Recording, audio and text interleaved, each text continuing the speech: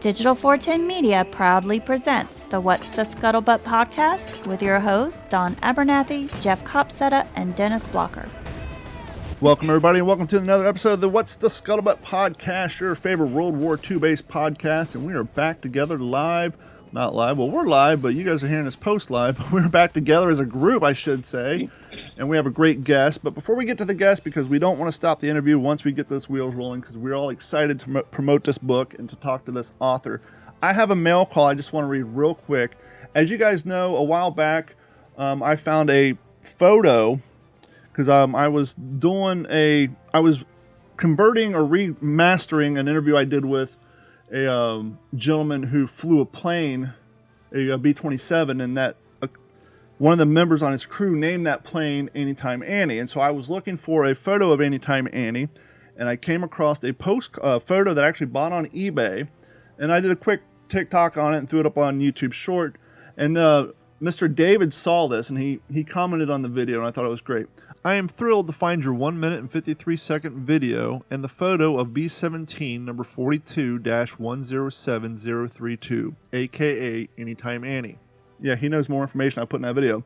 It was that very plane, according to records, ran out of fuel on the return trip after a bomb run over Germany and was ditched in the North Sea on May 13, 1944.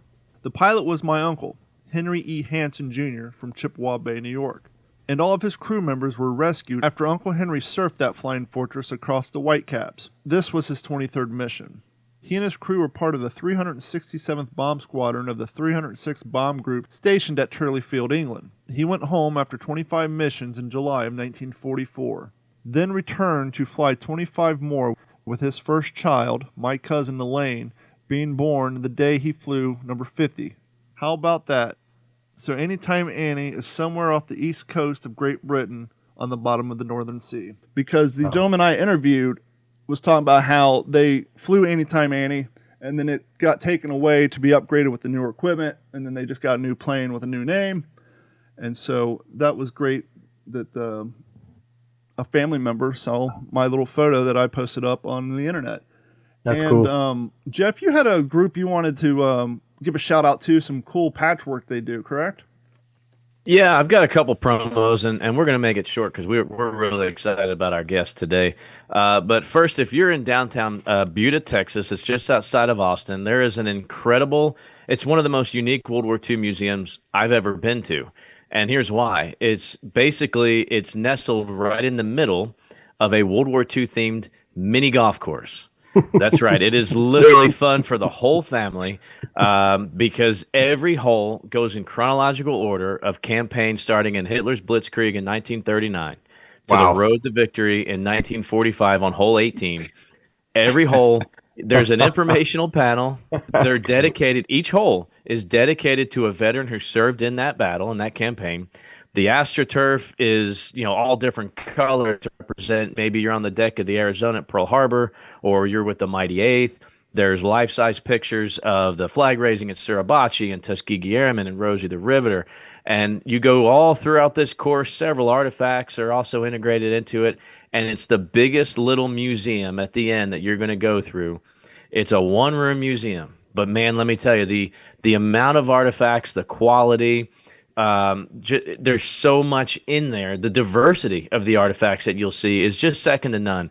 It's called the Memorial Mini Golf and Museum in Buda, Texas. And so when it comes to the patches, I got to throw a shout out here to Mr. Johnson. He reached out to me through social media, and I told him I'd do him a little favor here because it looks like he has really got the market. If you are in need of a custom painted leather, any kind of an insignia squadron bomb group patch for your bomber jacket, this is the guy. He doesn't have a website, so you got to get to him through Facebook. And the title of his page is Leather Squadron and Group, etc. Patches, World War II era, and latter. So it's not just World War II. It's World War II and beyond. Custom leather artwork. He doesn't have anything in stock. He paints everything to order. There's nothing sitting on the shelves. So make sure you go to his Facebook page and check out John Signer's Leather Squadron and Group patches. Man, now we can talk with our guest today. Mayor Bahmanyar, it's really truly an honor to get to introduce you today. And you're just, I mean, there's so much that you've been involved in, so many accomplishments. And I'm going to let you talk about them. But if you could, sir, my very first question, or to lead into this conversation today, could you start at the beginning? Where did this all start? Did it start with your service in the military? Was it prior to that? How do you get to the point where you are now, author of several books, producing movies, advising for some of the top war films that we've seen? Where did it all begin for you, sir? Okay, you're way too nice. I can't top the golf course, so I'm gonna hang up now and come back next month. I told him to save that for the end of the show, but here we are. Anyway, you guys are way too nice. And by the way, thanks for having me on. I am more honored to be on, so it's very nice. I can keep it really short. I know time, like anything else, we have limited amounts of it. But my dad was Iranian, my mom German, immigrated to California when I was little. Went to school. My dad was sick throughout, and he made me promise not to join the military because he always said Americans are crazy; they'll go to war. Little did he know. but but anyway, so when my father passed, I finished my 4-year degree, and then I went into the Second Ranger Battalion for 2 years uh, as a machine gunner. The worst job you can possibly have as a grunt. Well, maybe mortars, and back in the day, recoilless rifles were terrible too. But um, didn't go to Ranger school. It was during the time when we had all these budget cuts, and then they had a program eventually called Green to Gold, where you could leave active duty, sign up again, and go to RTC. But I had gone basically my basic advanced infantry training, airborne school was done at Fort Benning. I went through the 3-4 week Ranger indoctrination program at Benning, broke my ankle parachuting, hung out at the head shed, got tortured, low crawled every inch, I think, on that compound. Went through my second Ranger indoctrination program, got my teeth kicked in for being too motivated. I ended up at Second Ranger Battalion, Bravo Company, which was actually really great. I will say that. And first sergeant looked at me and he's like, oh, "You're a giant, at 6'2". I probably weighed 180, 190 at the time, something like that. He said, "Here's a machine gun." So that's how I became a machine gunner, by my size, really more than anything else. I went on to sign up for Green to Gold after 2 years. Um, Played soccer after 1 year, got injured badly, and got medicaled out. 2 years later, I tried to get back in for first Desert Storm there, or first Gulf War, and they wouldn't take me in, so I didn't pass the medical. Damn it! But anyway, so that's ended my military career, and then I did retail for a while, and that was horrible. I got wiped out by a big fire in Oakland. I had like 7 stores in the San Francisco, Oakland, Berkeley Bay Area. Got wiped out. FEMA didn't help me much at that time. It's also a lot of money, really, when you have 7 stores. So I decided I love movies. I love all these books. I enlisted because I read all these military books. And when I went to the recruiter, I wanted to enlist in Special Forces, Green Berets, because I spoke German fluently. And they're like, we only take prior service guys. But how about these Rangers? I'm like, Rangers, that's right. LERPs, Vietnam. I've read all this crap, wonderful stuff. Really love those guys. And so I went to the Ranger Battalion, but little did I know it became a light infantry unit, right? It was no longer 4 to 6 guys behind enemy lines. So it's kind of a joke was on me there, but still formative. I still talk to some of the guys. I was active for a little while with the associations and things like that. But fast forward, retail shop, I get basically burned out of business, and I'm like, I got nothing else to do. Let's go to Hollywood, make movies. I love movies, idiot. And overall, it was interesting. I stayed away as much as I could from tech advising, because you get pigeonholed very quickly. I know you had Dale Dye on, and I'm sure he could have told you all about that. So I acquired a lot of properties, including, like I said, Marine Corps book on Korea with the old breed, other things. And, I tried to make my way there. And on occasion, I would do a little bit of tech advising, but I primarily passed it on to other people. So I did tech advise a little bit on Black Hawk Down for Harry Humphreys, who was a Navy SEAL who handled all of Bruckheimer, Jerry Bruckheimer, the producer, all his films. Worked on that for a little while. I worked on We Were Soldiers Once and Young for a couple of weeks until they said, you're not in the union, get lost. So I got lost. But I had the good fortune of doing The Good German, which is that the right way? No, it's the wrong way. That's George Clooney's hero uniform back there. So that was a lot of fun. And I tried to produce, and I sort of ended up writing a little bit. But what had happened is I'd done all this research on Black Hawk Down. And the Rangers who had been there from Bravo Company 3rd Ranger Battalion were really awesome. A lot of them came, sent me pictures. You know, I even talked to guys from 10th Mountain Division who are medics, and they sent me pictures. And I compiled a list of all the images. I compiled a database of all the Rangers with their phone numbers, email addresses, passed it on to production.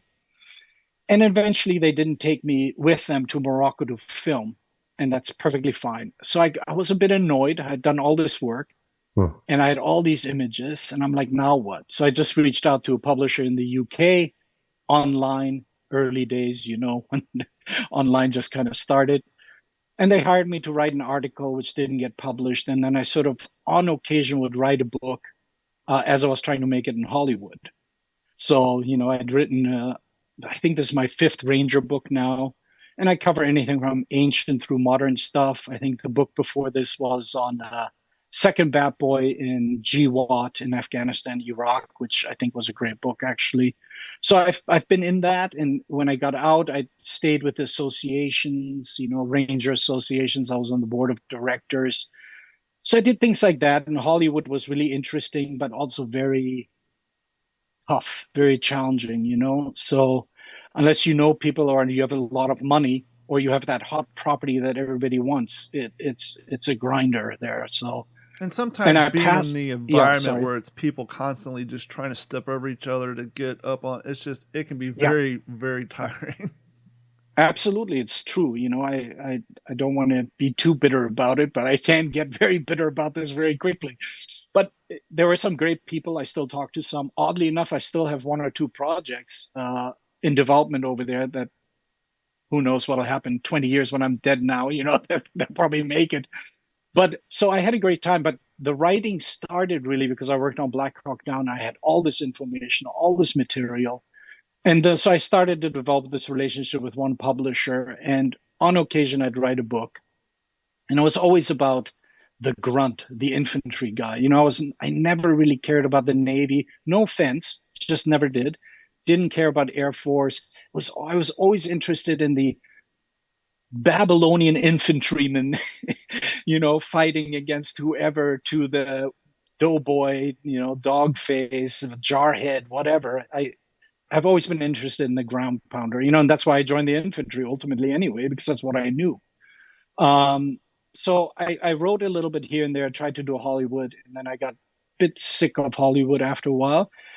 And I wrote screenplays I ghost wrote for like some A-listers who'd done some big movies and some big TV shows. I tech advised a little, but ultimately I met someone and we moved to Canada, and she now has a great career writing.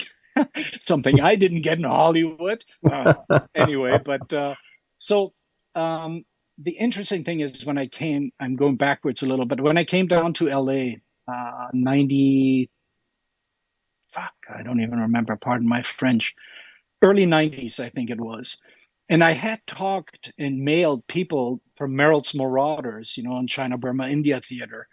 And this is in the day, some of you might remember this, we used to write letters. Yep. So I would write letters to these old timers, and I'd send them a questionnaire of like 50 things I was interested in. I'd send them in then a stamped address self envelope kind of a thing, you know, and ask them, if you have the time, please fill this out, send it back to me. And I started with Merrill's Marauders, the 5307, because that's kind of what the Ranger Battalion also was drawing its history and lineage from. So those guys started to send me some material back. So I kind of got a little bit into it, talked to a few people at association meetings here and there. Then I moved to LA to become a big shot at Jerry Bruckheimer. And someone on one of those early bulletin boards on Airborne Ranger something list server said, there's this old timer in LA. You're in LA. Go see him. He was in the Rangers. I had no idea anything about him. The guy's name was Phil Stern. who turns out to be one of like Hollywood's great photographers, actually, like jazz. Best friends with Jimmy Dean. He almost killed him when Jimmy Dean raced through with a motorcycle through an intersection in Sunset and Laurel Canyon, I think it was, something like that, or maybe Coldwater Canyon, doesn't matter. Somewhere up there in the hills, they became best friends. Phil had been already a star photographer. World War II breaks out. He didn't want to sit out. He goes to Europe and becomes combat camera, right? He works for the U.S. Army Signal Corps, and it gets attached to the Darby's Rangers. So I managed to get a hold of Phil Stern, meet him, go to his house, like in the heart of LA, really near studios. And he had something like, I don't know, 800 or so black and white and color pictures of basically World War II. And a good portion of those were Derby Rangers. And then he did a hell of a lot on the Sicilian campaign. So we developed a great friendship, although he could be quite a pain in the butt. You know, the older you get, like we are, you can become a bit difficult. But he was really a great guy, and he opened up his archives to me, and he's like telling me all these stories about JFK, you know, John Wayne, James Dean, Darby with the Rangers, this, that, and the other. And through him, I met a lot of the original old boys from Darby's Rangers who were 1st, 3rd, and 4th Ranger Battalion. Although I also met guys who were in the 2nd, 5th, all that, and Merrill's Marauders. But because of Phil, I started to really shift my focus toward Darby's Rangers. So I accumulated things here and there. I wrote a small, skinny book for Osprey. It's like 64 pages. Phil provided pictures. I made a donation, of course, to the association on that. Because really, the intent was never to make money. And any book author will tell you, you make no money unless you are like, you know, some bigwig. You get a 3-book deal over 15 years to write the greatest series on World War II. And then you're writing on the American Revolutionary War now, or American War of Independence. But most of us, we make nothing. It's like Hollywood, right? 1% of the authors or Hollywood people get 99% of the money. So it's never about money. But I developed these relationships. I wrote a little bit here and there, still trying to make it. And that's how I developed my affinity toward Darby's Rangers, because of Phil Stern. And it was the early days of tech. I had a large flatbed scanner. So I said, hey, look, let's preserve images. You have awesome ones. Yeah. Technically speaking, they all belong to the U.S. Army. And he's like, yeah, but I hold the negatives. So they're mine.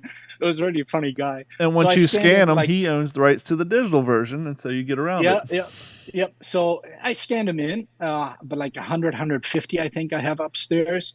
He sent them off to the guy who did the drop zone. I forgot his name now. O'Connell, I think it was, O'Donnell, something like that. Who then had a career writing books. But the focus shifted to Darby. Fast forward, you know, life goes on. I'm doing Hollywood, dropping out, moving to Canada, writing other books. And a friend of mine from 2nd Ranger Battalion back in the day, who was in Weapons Squad with me, he emails me, he goes, hey, man, I was just up in Northern Ireland. They have a museum there. They need help. And I'm like, what's going on here? I've heard a little bit about it, this Carrickfergus, Northern Ireland, north of Belfast.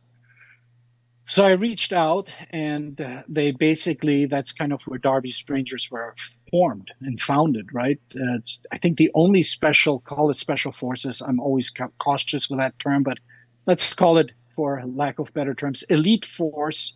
It's the only elite force founded outside of the United States, I think, during World War II. I think even to this day. I think Alamo Scouts were in the Philippines, maybe, something like that. But anyway, so I talked to the museum curator, and she's great. They're terrific up there in Northern Ireland. And they're like, you know, we have this small U.S. Rangers museum. Do you have material? Of course, I send them a ton of stuff. Meanwhile, Phil has passed. I think he's been dead for 4 years or something. But I get invited. I go to Carrickfergus, Northern Ireland, check out the Ranger Museum, meet some of the people there. They usually have some kind of annual or so shindig. 40, 50, 60 people get invited. The mayor shows up. The ambassador from the U.S. shows up sometimes. And it was really inspirational. And I'm like, you know, I've accumulated all this stuff. You know, I've been to Fort Benning, to the library, microfiche, you know, all this illegible crap. I've had it for years, for decades. And another good friend of mine, Jim Altieri, who was one of the original Derby Rangers in the meanwhile, had also passed. And his friend called me and said, I have all this stuff from his apartment. I want you to come pick it up. So I've accumulated all this stuff over decades, literally. So I'm in Carrickfergus. It's wonderful. They did a great job on the museum. They really preserve our history there extremely well. I mean, anyone interested in the Darby's Rangers and or the U.S. Army in Ireland, Northern Ireland, should go there. They also have this massive black stone where the camp used to be, where the Darby's Rangers first formed.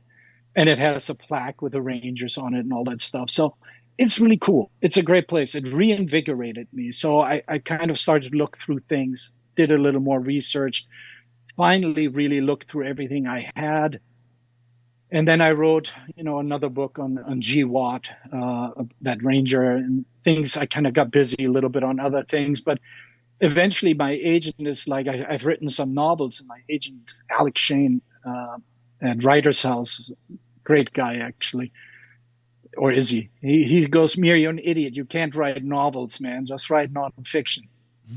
He's a liar. I know it'll get picked up soon.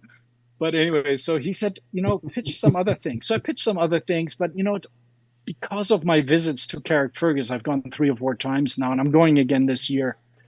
I said, I owe these old timers a book, at least to preserve it better than it has before.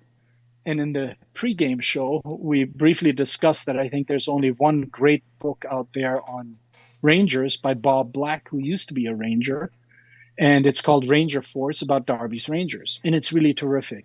But it's very sanitized because he was friends with these old timers. And, you don't want to talk smack when a lot of them are still around, and you're very respectful, and there's that pressure. Still very, very excellent book. I mean, great book. I have his entire collection. He's been very helpful to me. He's very old now. I don't even know if he's still around. I should check on that probably sometime. And then there's my book, Houdini Club. But that's how it came about. All those years of accumulating stuff, talking to Bob Black, friends with Phil Stern, friends with Jim Altieri, who had written probably one of the great memoirs, but also very sanitized. And, it ends badly when you think about it, but people shouldn't view it like that, because the Rangers get wiped out more or less. 2 out of 3 battalions get wiped out in Italy. But they did a phenomenal job, so I don't view it that negatively. But they did, and it was a painful thing. Of course, you're experiencing your friends getting killed or captured or wounded, or you can't save them. We'll get to that eventually. So my agent tells me, hey, your novel is okay. I'm going to see if I can set it up. In the meanwhile, how about you make a little bit of money for me and get my 15%? Kidding. He never said that.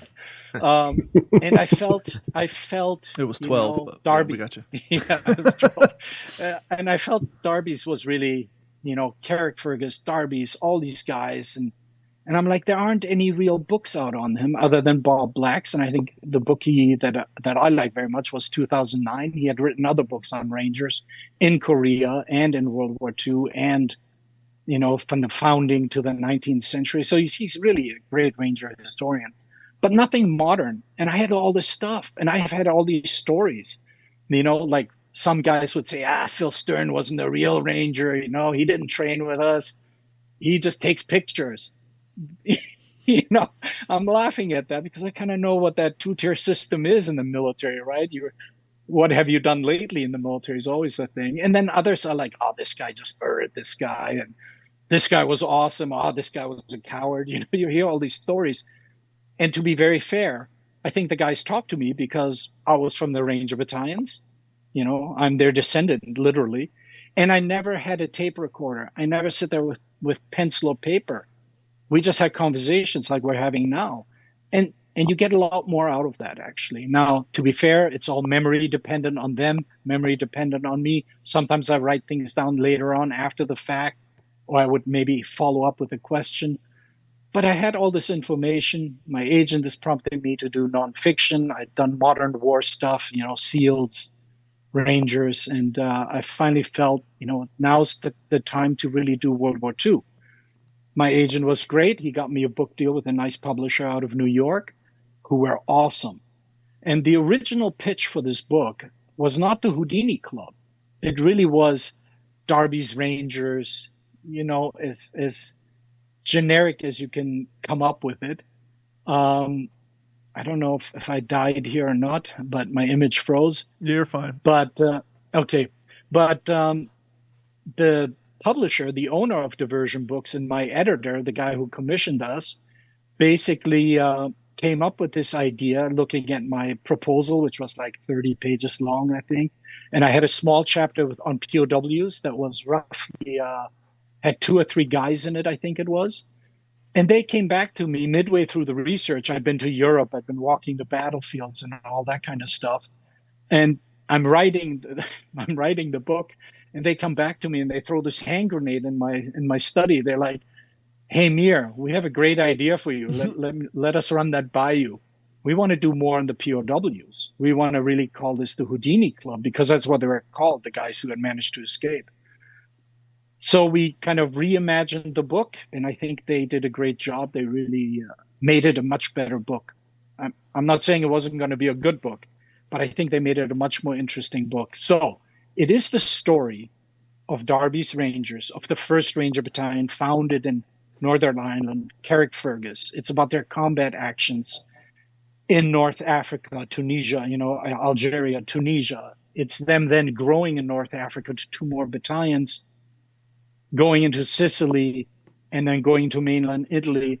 Ultimately, 2 out of the 3 battalions get wiped out, captured. A lot of them get captured, and you have a ton of people escaping. That's the Houdini Club. And there's some amazing stories in there about, the guys who escape. Like, some escape right out of the prison camps. They're still in Italy, and they, because they're in disrepair, being fixed, and these guys pretend to be Italian workers and walk out the POW camp. I mean, it's amazing stories like that. Others on these 1040s, I think they're called, the box cars on trains that used to transport horses and men on occasion.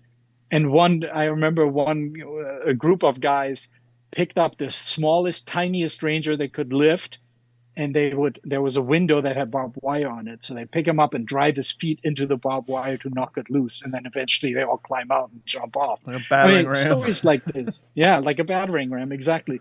And then you have other stories that are really just brutal stuff. I mean, there are some guys who escape Italy, get captured, escape in Germany, get captured, and get violently destroyed physically, right? Like, one guy had almost all his teeth knocked out. I mean, one of them was in a German POW camp that had a lot of Russian prisoners, and he was basically saying they didn't feed them anything, so all these guys were starving. His job was burial detail. So he'd have a little cart with a wheel on it. He'd load 10 guys on it, and he's, by the way, not being fed that much either. Sure. And he'd go dump 10, 20 bodies a day into this massive pit, and half the guys are still alive. And he basically describes the scene where these Soviet guys are absolutely starving, and they manage to get a German shepherd, a guard dog, to come close to them and just grab him and tear the dog apart and eat him raw. I mean, it's like horrible stories like this. But they came up with this idea, the publisher and my editor, that these are stories that people should read and should know about, the POW escape stories. So we managed to combine that with the history of Darby's guys. And you did a very, very great job. One thing I was not prepared for, which I was quite surprised with, is the fact that the first 3 to 4 chapters is based, if you're all listening at home and you want to know how the Rangers came to be and who was involved and who was responsible and how the selection process went, clearly you can tell that the research was there, because you learn a lot about the Rangers and the Houdini Club, and I was thrilled about that. Jeff, Dennis, and I have talked in the past. We haven't done a whole lot on the North African campaign in parts of Italy, and I'll be honest with you, I feel dumb, I feel ashamed, but I'm going to say it. We hear so much about the European theater and Normandy invasion. We hear about the French resistance and the freed French, but it never occurred to me, with the exception of some inscripted, because we know how the Germans love to inscript people, but it never occurred to me, and I'm reading this, I'm like, wait a minute, we're fighting Italians? It never occurred to me that the section of the French government who actually went to fight along with the Germans who weren't inscripted, they were, hey, we're down with your cause, let's go. And it's Yeah, like, yeah. because I personally haven't read up a whole lot on those campaigns. I had to stop a minute and do a little research. Like, oh yeah, they were actually the French. I mean, not the French, the Italians. And the French. Yeah. We're fighting against French army units in parts of these campaigns, and I think a lot of that's overlooked in a lot of the basic history that people learn, in history class and some of that. And so, just that in of itself was history and education for me. Yeah, no, that's really great. I blame Spielberg, of course, since everything is Saving Private Ryan and Band of Brothers. It's his fault entirely. Well, even on And the Tom old Hanks style is, history TV, the production for history and cable yeah, TV, it was the French yeah, Resistance and the Freed French, but very rarely, at least in the contents of which I've seen, have you seen video, yeah, film content of allies fighting against the French armies. yeah, yeah. Well, interestingly enough, I mean, I'll get to North Africa real quick. The Rangers sent like a number of people to Dieppe in 1942, and very few of them landed, and that's where the first Ranger casualties occurred. I don't think they learned much from it, quite frankly. But the next big mission for the Rangers was really the invasion of Algeria, Operation Torch, and that's where you find the Vichy French colonial troops um, putting up some resistance to the Rangers who conducted, basically nighttime amphibious assaults is really what they did primarily. And they ended up doing a lot of mountain warfare fighting in North Africa. Also, people always think it's just desert. There are mountains in North Africa. Now, I didn't get to go to North Africa, time and money, that kind of thing. So I focused on Sicily and mainland Italy. I also had support over there. I had a good friend of mine, Italian American guy. So his language skills were incredible, actually. But North Africa, so the Rangers basically are tasked with eliminating gun batteries, and they do this at night. And they've trained for this very hard. They've spent probably 2-3 months prepping for this, and they do a good job. Actually, they come seize the guns on the high point to protect the port. Follow-on forces come in, but they take some casualties there already, right? The French, the Vichy French, are not just letting them walk over. Ultimately, the Allied advances actually stop, and the Allied commander asks for a ranger company to come and help eliminate some resistance. So the French actually did put up a fight. I know people tend to always make fun of them, but I tell you, it wasn't a cakewalk for the Rangers to come land at night, two different locations, one in the harbor, one around the harbor, doing a night road march to a hostile objective to take that out. So they did a great job on that. Now, what happened? They did such a great job doing this nighttime amphibious assault. There wasn't that much combat going on in Algeria. There was, but not that much. That eventually, for quite a few months, they became a training dog and pony show kind of unit, which really was bad for morale. They lost 20% of their guys, quit, or were fired. There was a little bit of desertion, and people were also like, hey, I've trained this hard. I got mine. I got my combat scroll on my uniform now. I don't want to do this anymore. So, but they did a great job. They get replacements, they train up, and now they do road marches at night, 12 kilometers, over the mountains and all that behind enemy lines to wipe out Italians in this case, to seize key strategic passes that the Allies really needed to secure. So I think that's like the great strength of the Rangers. You can go from amphibious assaulting ports and gun batteries at the ports to covering terrain like mountainous, treacherous terrain silently at night to take out a heavily fortified and occupied, say, Italian outpost in this case. And these guys had been trained by the Brits using knives, the Fairbairn Sykes commando knife, bayonet. And I remember reading one Ranger's account saying how great the Brits were at training Americans in the, call it art, or the violence of the bayonet, the meat. The meat is what he called it repeatedly. And so the Rangers do that. They climb up, they go around, enemy lines, and then they descend at the crack of dawn or just before dawn, and basically hand to hand, mostly wipe out these Italian outposts. Bayonets, Well, pistols, knives, cutting people's throats. I mean, it's quite horrific, actually. So. Carrying a firearm daily comes with serious responsibilities.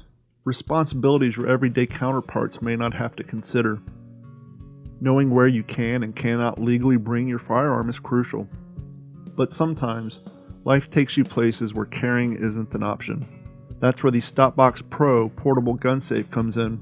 Securely store your firearm in your vehicle while handling life's obligations. Safety, responsibility, and with peace of mind. Stopbox Pro. Protection when you need it. Security when you don't. For more information, visit stopboxusa.com/D410. Mir, I wanted to highlight that because so I'm a little bit behind the other two fellas here as far as getting into the book. I'm only a couple chapters in, and I don't want to give away too many details about it. Of course, we want everybody to read this book.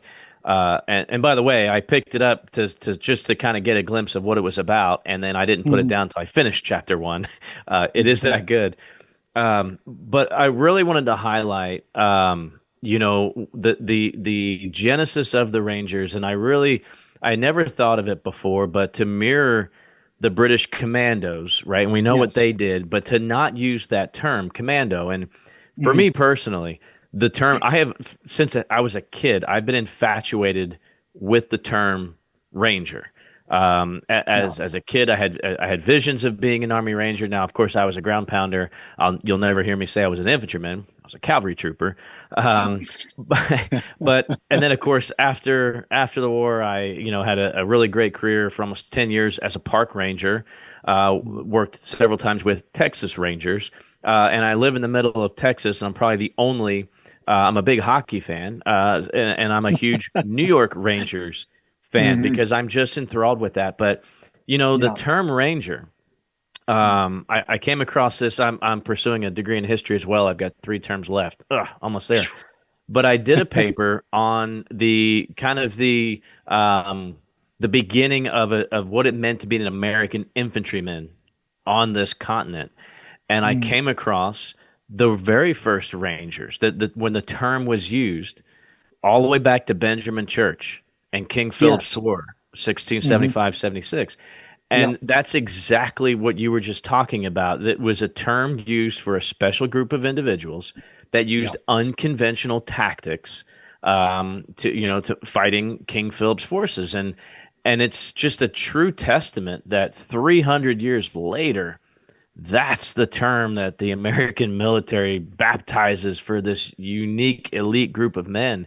And it's fitting. It's beautiful. And I'm really, like I said, I'm really, really enjoying this book. And I have yet to read a book strictly on the Ranger experience in World War II, but I will say I'm going to follow your book up. I do have Darby's We Led the Way, an original printing from 1980. And I've played around with it. I don't know enough about it, right? I just never got into it. I'm just enthralled with your book so much now that it is really opening. It's a whole other niche, not just for conversation on the podcast and important history, but especially for Don and I as living historians. To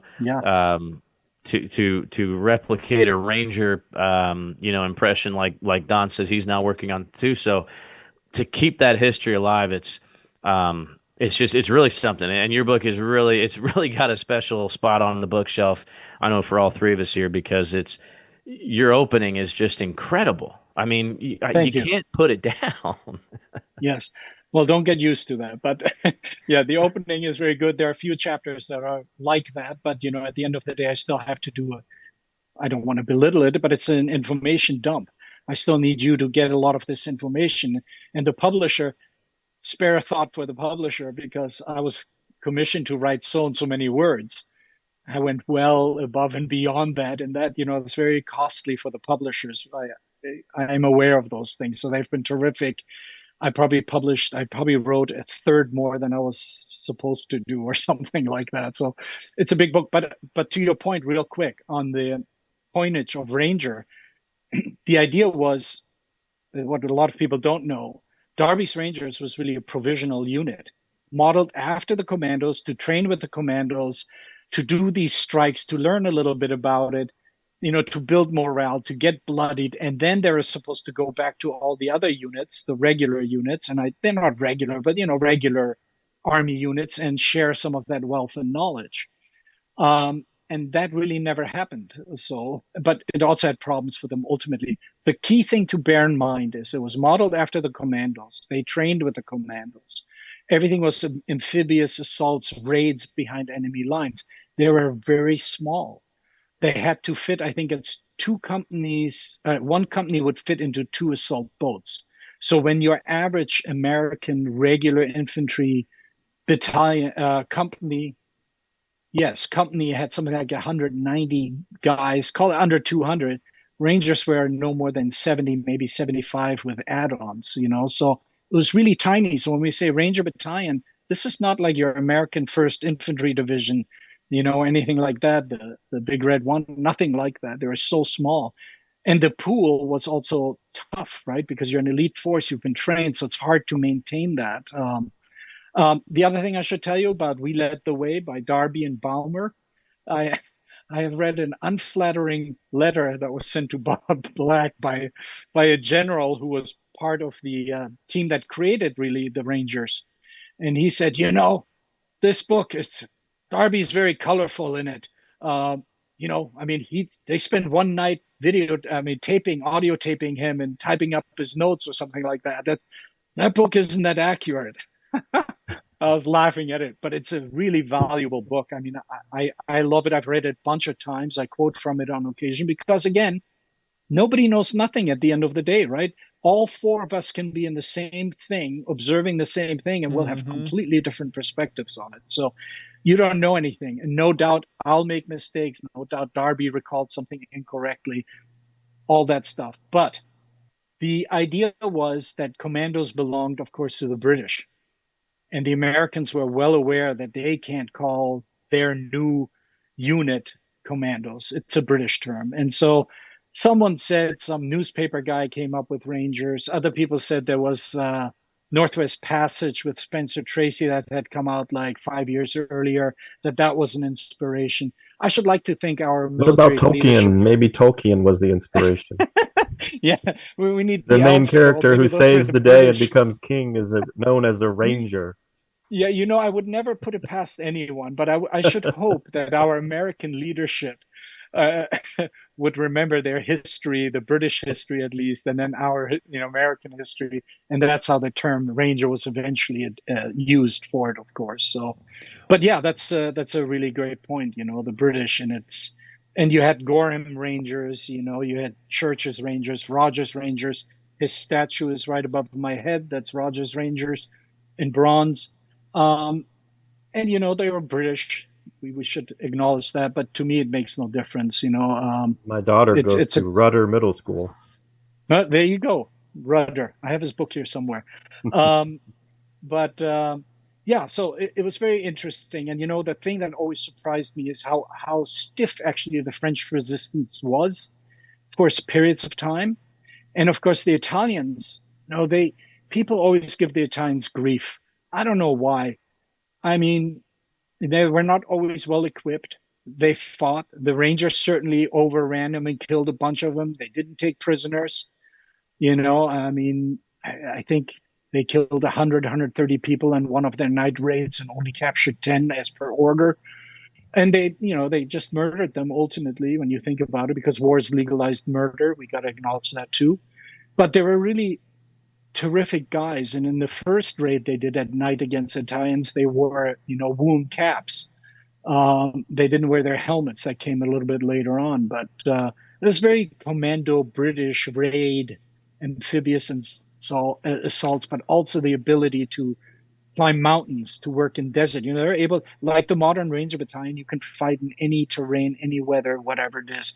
By the way, Dennis, I think that's the 2nd or 5th Ranger Battalion behind you in your wallpaper there. But in Germany, I want to say, and I don't know that much about 2nd and 5th. But anyway, so they're in North Africa. They've done a great job. They've had some desertions. They've had some horrible things. They murdered some civilians here and there, but they killed also a lot of French and Italians and Germans. And there's The thing you can say about the Ranger battalions, Darby's Rangers, is the individuals were well trained, well motivated, and they had a real good core of leadership from officer down to the NCO. And anybody who knows anything will always tell you the NCOs, that's literally the backbone of any unit. And they had some really awesome guys. I mean, really hardcore guys who would get eventually promoted battlefield commissions as the war dragged on. To that point on leadership, I wanted to point this out earlier. You're talking about how the Rangers' initial idea was to be provisional. And you point out in your book that Darby did never let that out because he was concerned about morale. You know, you have these guys doing this special type of training to be this special unit. No way in hell I'm going to let them know that, you know, this isn't meant to last. This isn't meant to be a thing. That you guys are basically just going to be trained up and then hopefully spread your wisdom amongst the regular troops. And I love the fact that he really kept that from them to keep them feeling that, you know, the training and what they were doing was truly a step above everybody else. Yeah, for sure. I mean, and I absolutely am 100% positive he knew, because, you know, he was a staff officer. He sees all the paperwork coming back and forth. He accompanied Truscott, then colonel, who became a general eventually, well-known general, on his to Northern Ireland. So I'm 100% certain he knew.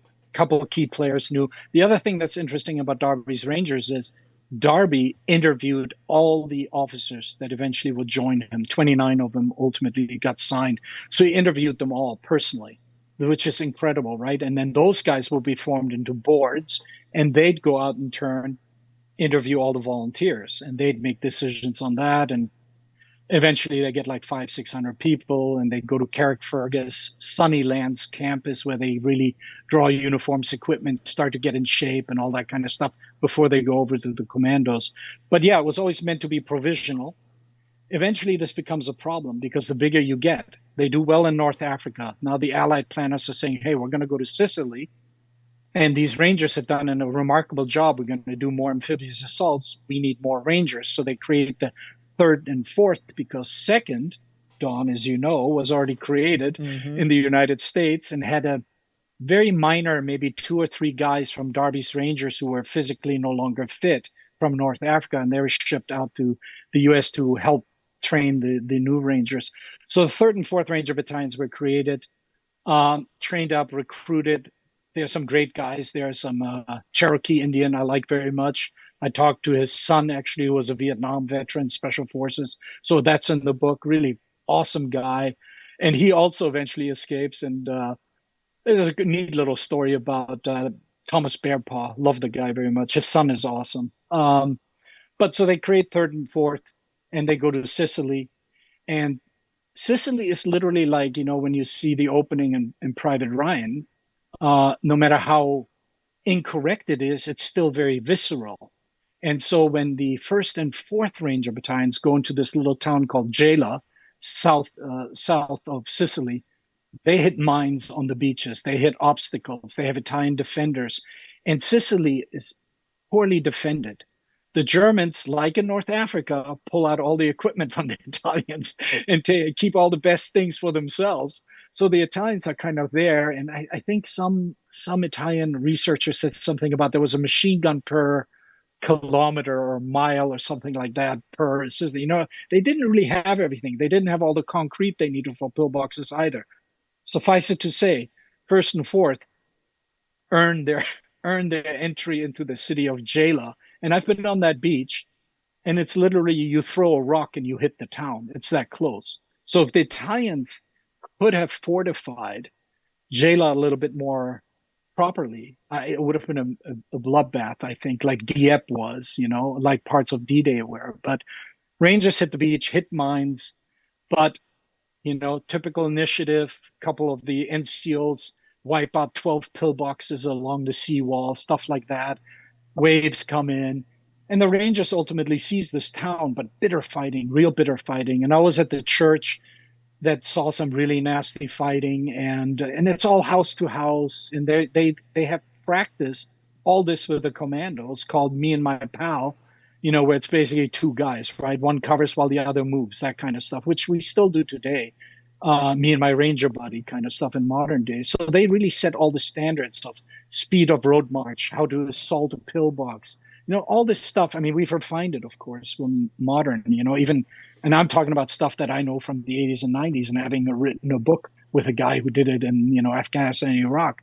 But the Darby's Rangers really set that pattern. They showed you how to do these things. And so they eventually seized the town, and then there they are, like the morons, light armed, nothing. And all of a sudden, Italian counterattacks are coming, German counterattacks are coming. I think they got lucky that the Italian counterattacks there had smaller tanks, lightweight tanks, tankettes, if you want to call them. But the Germans had some heavier armor. But what was great about Darby is he realized in Arzu very quickly in Algeria when they first invaded that he needs great communication with the Navy. This is my only Navy reading, which we do today too, right? We have a lot of support. But in Sicily, Darby has great radio communications, and he calls in basically fire from the ships off, in the bay, and they hammer these counterattacks. Some still get into the town. The Rangers hang on. That's the opening chapter, by the way, when Darby himself is out there with Captain Schunstrom, who I love very much, are hammering these Italian tanks. And, they hung on there barely, but mostly because the Rangers were able to do a lot of house-to-house anti-tank fighting, wiping out tanks literally by just climbing on top of them, calling in naval air support. So they do a really terrific job on that. 3rd Ranger Battalion goes a little off to the left of Sicily and capture Licata, which was also a nice beach, great beach. So, but they had mountains there, also problems. And so the Rangers seize these two port towns that are really valuable to the Allied advance.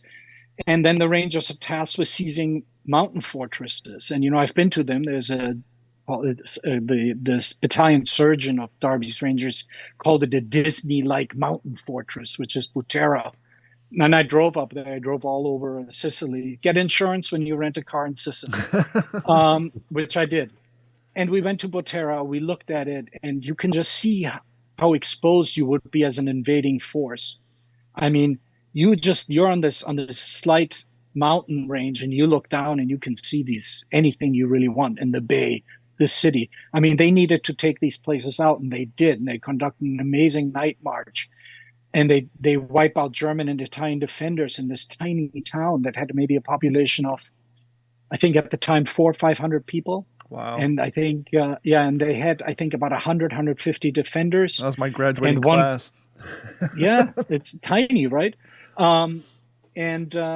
It was really incredible. And again, it's hand to hand, house to house. It's nighttime operations, and the first, the Big Red One under Allen practiced a lot of night operations, and Darby was a huge night guy. So you needed to do that. You're a small group, well trained. You can do mountains. You've proven that in North Africa. You're good hand to hand. You're good at supporting fire and all this stuff. And they take these mountain fortresses, and eventually they sweep to the left and to protect the British right, basically. And they capture a lot of prisoners, and Schunstrom, who I love very much, I think murders a bunch of Italian POWs when they get unruly and want water and food because the Allies did not have any available at the time. But he was a heroic son of a bitch. He's the guy that wins you battles. He's the guy that wins you wars. And we can talk about him a little bit later. But so they take Sicily, basically. The Allies do. The British on the right, the Americans on the left. Patton and Montgomery get in a race to get to the northeastern part of Sicily, which is closest to mainland Italy, called Messina, which was also the cause of the First Punic War, by the way, way back when, thousands of years ago. And 1st and 4th don't do much. They refit guard prisoners, 3rd Ranger Battalion. Some of them get sent on the mountain ranges to protect Patton's flank as he's on the coast, driving toward Messina to the east. And it just wears them out. And the 3rd Ranger Battalion actually used mules on that particular mission, and all the mules died. So that just tells you how shitty the terrain was and poor animals. But that was the Rangers basically in Sicily. They had 3 months in North Africa to prepare, to get replacements, train new people, create these battalions. They did a phenomenal job in Sicily. I mean, really great stuff. The Allies did a terrible job, though, because the veteran German units from North Africa had managed to slip to Sicily. Now they escaped Sicily to go to mainland Italy. Eventually, it would come and bite them in the ass, the Allies. So anyway, Allies take over Sicily, and now the plan is to go to mainland Italy. And the British and Americans land at Salerno. The Rangers are north of that, a little tiny town called Maiori. I've been there. It's like shale rock. It's like a really shitty beach, unlike Sicily, which is wonderful sand beach. It's lovely, but they can also hide mines and do that. Yeah. So, but it's unopposed in Maori, north of Salerno, and they have to take this huge mountain pass called Chionsi, and it's literally like you land, rock, mountain, 100 yards. I mean, a town 100 yards with one main road, and then you just look up and it's nothing but huge mountains. I mean, it's insane. And they're tasked, all battalions are tasked with seizing this mountain range, the left and right of the pass, overlook Germans, call in fire from the Navy gunships to destroy and interdict any movement of the Germans further south toward the British and Americans. And the Rangers do it great, really fantastic. They take casualties, though. It's mountain warfare. Mm-hmm. For the first time, they have heavy artillery in the form of half tracks. They got 75 millimeter guns on them. Schunstrom starts to piss people off because they're in this mountain pass. The Rangers are digging into these rock faces, really hard stuff, and they're basically in artillery duels with the Germans with their artillery. And Schunstrom has 4 trucks. He divides 2, sends some to the left with the 4th Ranger Battalion, and the 1st and 4th on this mountain pass, overlooking the Pompeii and everything that's in the valley down there, and where the Germans are operating out of. And Schunstrom would pull out his half track and start bombing German artillery positions. And as soon as they would start responding, he would back up, get to safety. But the Rangers, who are in the foxholes, are getting hammered. Yeah. They're getting hammered by all this German artillery, and they're getting pissed. So some people hated him for that. Others said he was the most courageous guy. Reporters covered that in great detail, some great stories on that. And my opinion was, I wasn't there. I haven't been in combat. I'm sure I wouldn't be very happy with having shrapnel and artillery all over my head. But that was the job. Darby never told him to stop. They used his ability to lure out German counter battery fire to pummel them, basically. So they did a great job in that as well. And eventually they're pulled off the line. The Allies finally push inland. Salerno struggled a lot, but eventually they managed to a degree. Rangers get pulled off to Naples to refit, get back in shape, and then they're sent to the winter line because, the lack of wisdom was to use the soft underbelly of Europe to push north into Europe instead of landing in France, and to relieve some pressure on the Russians or the Soviets. And I think it was a mistake because you're hitting mountain range after mountain range after mountain range. It's all defended by the Germans. So the Rangers are sent out to the winter line with the 45th and lots of other, of course, American infantry units who get bloodied, and it's horrible. And I've been to Venafro. I've been to a guy who has a museum there. He walked me all over the place, and I swear I couldn't make it up half those hills. Yeah. I can't imagine what it's like hauling all the crap up there. And you're a small unit. You're exhausted. You have a lot of malaria casualties from Sicily. You get trench foot. You take casualties. There's a lot of back and forth nighttime raids. So Rangers get ground down, and eventually they get pulled from the line, of course, to refit and replace. And they're tasked within a few short weeks to land north of that with another amphibious assault. For some, I think that's their 5th assault. And they go land in Anzio, completely, unopposed landing. They kill a couple of Italians in the fog of war. civilians. But ultimately, Anzio, the Allies don't push hard enough. The Germans are rushing troops in from all over Europe. And the idea behind Anzio was that while Anzio landing happens, the Allies would push the winter line up north towards Rome, and Anzio landing would then cut towards Rome and south to do a pincer movement on the German defensive lines. Anzio was kind of call it a goat fuck, if you don't mind. And it took a little while, but within a week or so after landing, the Rangers are tasked with the Allies are tasked with an all-out push. Let's push forward. We have enough gear now finally on the beach, and it's an artillery duel. And Darby described it in his book, We Led the Way, as a billiard table. The whole area is a billiard table. There are mountains in the distance, and the Germans are using the mountains to call in artillery. And, people are exposed. So eventually the Allies decide to push forward. Rangers are tasked with this really important mission to take a town of Cisterna, which to this day is there. And I actually spoke to a farmer whose dad, they still own the land where the final battle was fought. It was really surreal in many ways. But they're tasked with taking Cisterna, which is a railroad highway hub. And 1st and 3rd Battalion are supposed to follow along these ditches. Remember, it's flat. Mm-hmm. There are farmhouses and ditches, and the ditches are anywhere from a foot to maybe 3, 4, 5 feet, depending on which ones you're in. And they're gonna, I call it north. It's not quite correct, but for our argument's sake, they're going north. And the 1st Battalion leads the way. 3rd Battalion follows. 4th Battalion is in reserve, waiting to push up the only road that leads to Cisterna. And meanwhile, Allies on the left and Allies on the right are supposed to do the same thing. They push forward and to interdict the highway that the Rangers are going to hit the center of at the town of Cisterna. And they do a great job. It's, again, a nighttime infiltration. I think they did a great job. I think Dennis has a question, and then because we're short on time, I want to maybe get into one of the really cool escape stories, because obviously the Houdini Club, we talked a lot about the Rangers, but the impetus of the books, at least what your publishers wanted to get out there, is the escape stories. But Dennis, you have a question? Could you tell us, other than your book, what do you recommend other folks that are really interested in the war, World War II? What do you recommend as far as a book on Dieppe? Oh, okay. My prejudice, because my wife is Canadian. And Dieppe was a huge Canadian-British operations where I think the average unit, the Canadian unit, lost something like 70%. There is a 3-volume set by a guy called Mark Zulke.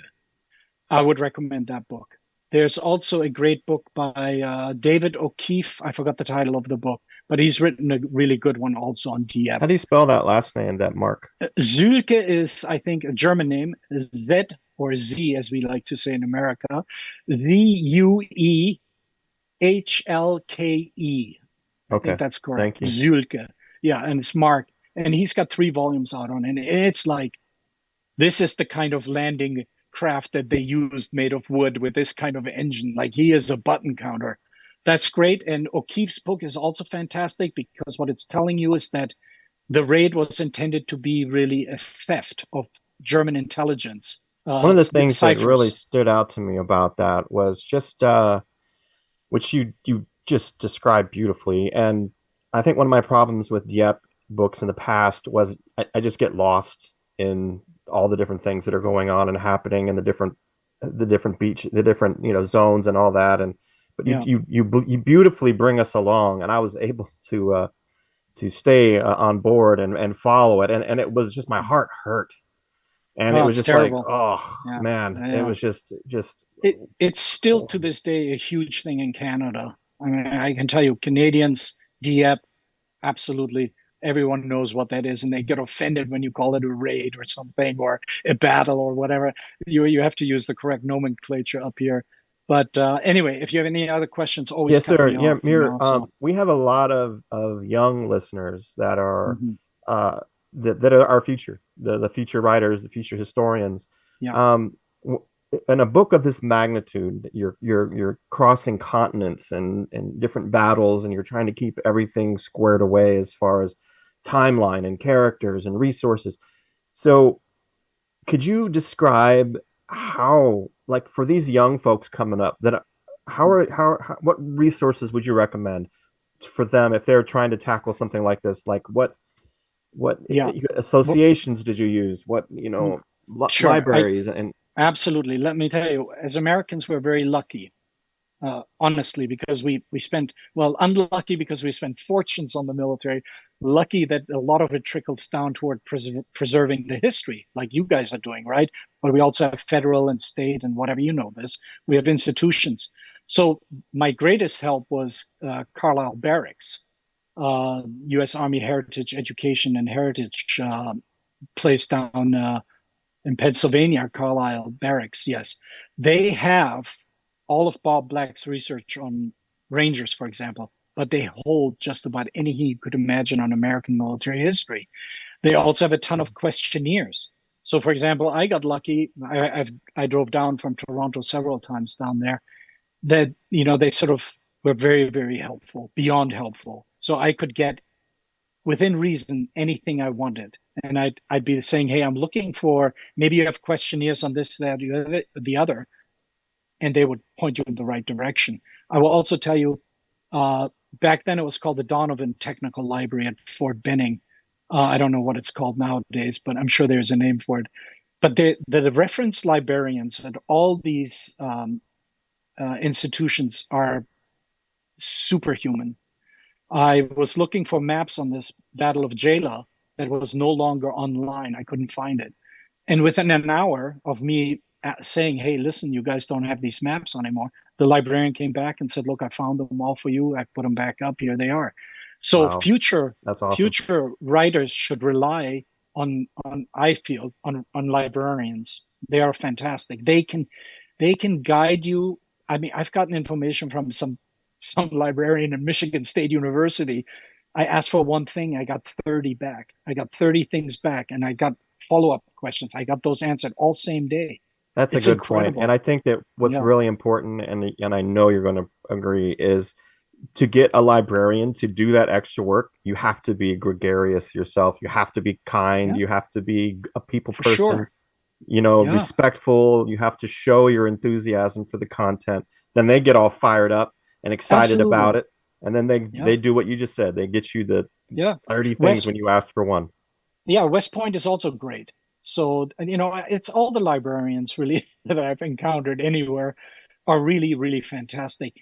The thing that I have struggled with on occasion, there are some people who want to hold their own history to themselves, right? So some people don't want to share history because somehow they feel they're the guardians of it.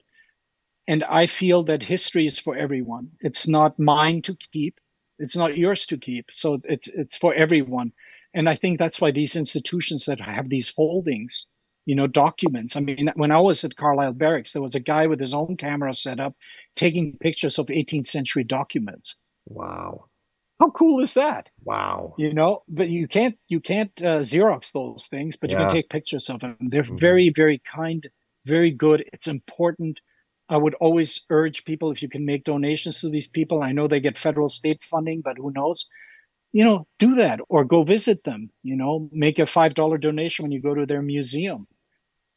I'll just make a comment and then I'll pass it off back to Don and Jeff. But regarding the book, I've just absolutely loved it. And one of the things that, I got into Sicily, and what stood out was, those guys basically clearing mines with their bodies at the very beginning. But one of the things that really kind of hit me hard was these Rangers dying in these obscure places in Africa and just, continents away from their families. And they have no idea that they're dying in this just for God-forsaken place. And you beautifully bring us there along. And well done. It's been a joy to read. And, I actually look forward to it every night when I'm. Thank you. Yeah, that's a great read. I blame the publisher for not cutting anything out. So he kept everything in, which was very nice, actually. But I do have a complaint, though, is that I have so many books that I need to read already. Like about 25 books beside my bed that are stacked. Yeah. And now I have to find out what else you've written. So it's like, oh my gosh. Don't worry about it. If it's World Got the War II time. related, this is the one you need to read. I said it earlier. There are two books on Darby's Rangers that I will recommend heartily. Mine, of course, because it's the most current, and I think it draws on a lot of research from other people who never got published, who just shared information. And Bob Black's book on Ranger Force, I always will give him a shout out. He opened up his archives to me. So World War II, you're good. You don't need to read anything else. If No, you're interested in ancient history, that's fine. But you were saying earlier how your book is a little more honest about certain things, and you and I were discussing off the air that I think that's important because one of the complaints that outsiders have about things like what we do is the phrase romanticizing warfare. And so when you're honestly talking about some of the gruesome things that these young men were trained to do and did, some of them seem to enjoy doing it. It's harsh, it's grotesque, but it does a good job of de-romanticizing the war. And so I think it's important not to gloss over or hide the negative aspects and be more honest about it. You guys are experts on World War II. I mean, you've covered this a long time, and you do know the horrors of war. I mean, you read Eugene Sledge's book. That's first-person account. That's, to me, you only need to read that book to really see what happens. And I'm very pleased that you appreciate me putting some of those things in there. And I'm also very appreciative again of my publisher, because some people don't want to put that in there, right? They feel that you're attacking them, but you're really not. You're just showing the circumstances and the things they had to do. And some of these guys, as will be in the book, will develop severe cases of PTSD. There are heroic guys that we would consider heroes who in the midst of a battle break down because they can't handle the shelling anymore. They go away for 1 hour, 200 meters behind lines, recover their composure enough to go back and fight.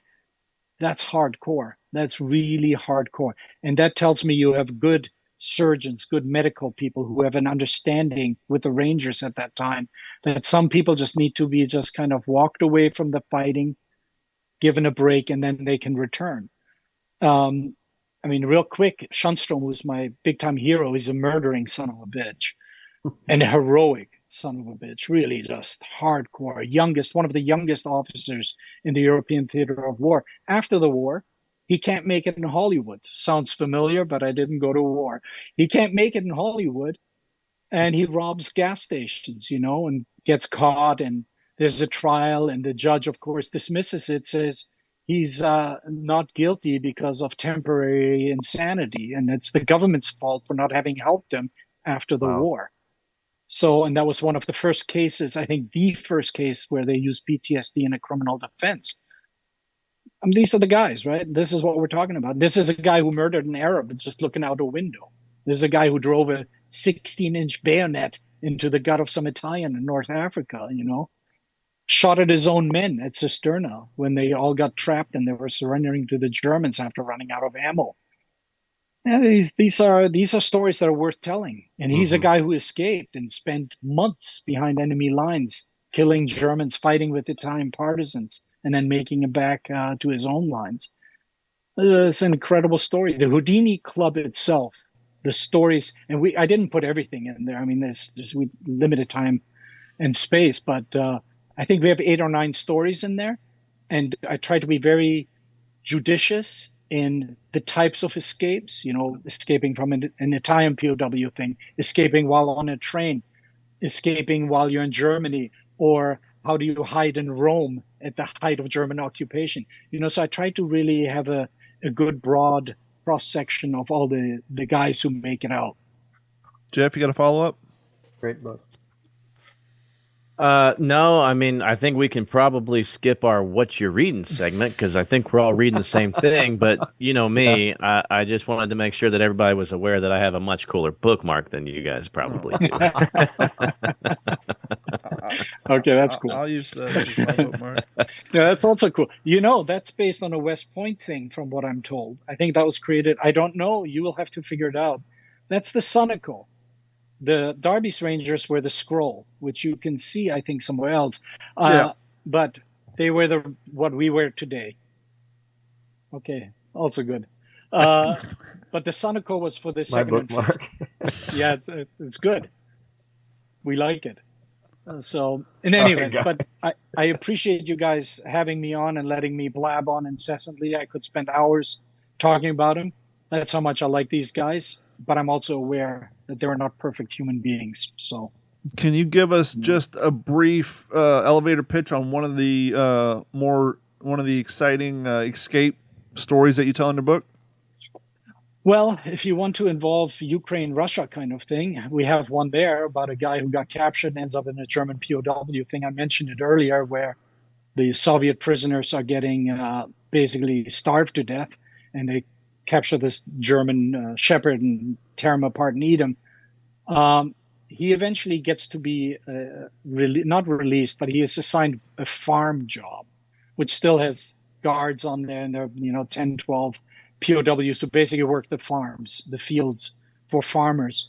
And he tried to escape 3 times, but he's always hungry. So he always returns to a farm to get like whatever he can find, and he always gets captured because Germans being Nazis and all, they keep their eye on their own shit, steal others. But so he gets captured several times, and they threaten to kill him.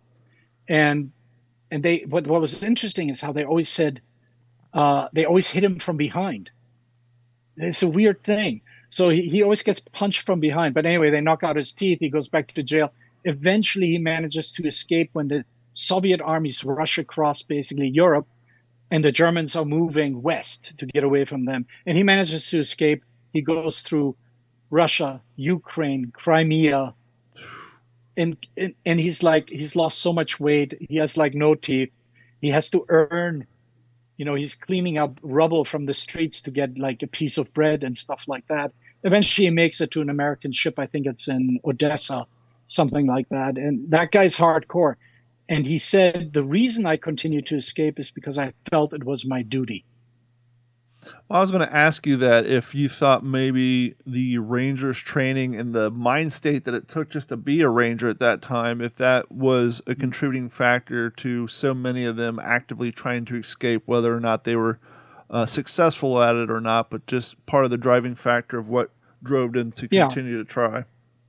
For sure. I mean, a lot of them, of course, had training, right? How to avoid detection, all that kind of stuff. I think we have to understand one thing. Toward the end, which is January 1944-ish, the Ranger battalions had maybe a very hard core of veterans and good quality replacements, but there are also a lot of young ones. I think overwhelmingly you will find it's the individual.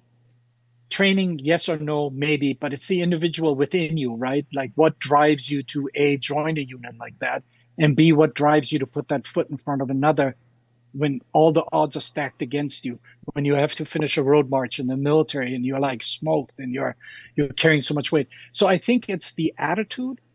And then, of course, it helps when you have been toughened up a little bit and you kind of know what your body can take. Once you know what your body can take, you can accomplish a lot more. But yes, I think training helped, but also the individual fortitude really has to come to the forefront during those situations. Because, to be fair, there were some younger Rangers who wept and who could not even bother to escape. But you still had a large number of them who did. The book, The Houdini Club, the 3 of us are lucky enough to have the advanced review copy not for sale, and you, one of our listeners, could be in that group too. We have an extra copy, and you're not getting mine. You're actually getting a nice, fresh, unopened copy that you guys were gracious enough to send to one of our Patreons. So if you haven't signed up for Patreon yet, please do so. Head over to WTSPWorldWar2.com and or WTSPWWII.com. Click on the Patreon link, sign up and subscribe. We're going to give this away at the end of April so that people have enough time to hear this interview and want to have access to the book. All you got to do is be a member, an active subscriber, and your name will automatically be entered into the winning. Now, we have the advanced copies. Where can people who want to purchase copies go to acquire a copy? What's the release date and all that? Best websites, best way to get the book? The book comes out April 22nd. You can get it anywhere. I, of course, always encourage you to go to your local bookstore, brick and mortar store if you can. But if you can't, order it online if you don't have the money to spend, or ask your library to order it. I don't know if my publisher wants me to say that, but yes, anybody should have it. My publisher is very good about getting it out into pretty much all the stores. So, awesome. And as always, head over to WTSPWorldWar2.com. We'll have links to social media, the websites, and all the good stuff. Awesome. And thank you so much. Dennis, Jeff, you guys have any parting words before we wrap this up? Mir, how can we stay in touch with you? I've got 1,000 other questions. I know Dennis does too. How can we stay in touch? Okay, look, I have a website. It's my first and last name.com. And I'm a guy who actually responds to, if you contact me, I'm pretty much same day responder. And more importantly, I have his email address so we can make it happen. Because when you were talking earlier, I've mentioned it in the past, but we've never really done an episode on it due to lack of overall content. I have 1 or 2 books on the Merrill's Marauders, and so when you brought that up, I'm like, you know, if that's still fresh in your mind, or maybe after a refresher course, we can have you back on and do a Merrill's Marauders episode. We can certainly entertain the idea, but then you're going to make me go in the basement and dig up things. Maybe some things are meant to be dug up. And as you're saying earlier with history, Mike Wolf of American Pickers said it best. When it comes to collecting antiques and historical artifacts, we are merely keeping track of those during our lifespan, and at some point we have to pass them on to somebody else to have access to and to share with the public. And so that comes I'll send it all to you. Jeff's got put on that list for people's books. He's constantly getting people's World War II books, and then he parses them out to us. But thank you guys so much. On the behalf of myself, Mir, Dennis, and Jeff, and my whining dog in the background, I'm sure you guys can hear. Thank you guys so much, and we'll talk to you all in 2 weeks. This has been a Digital 410 production.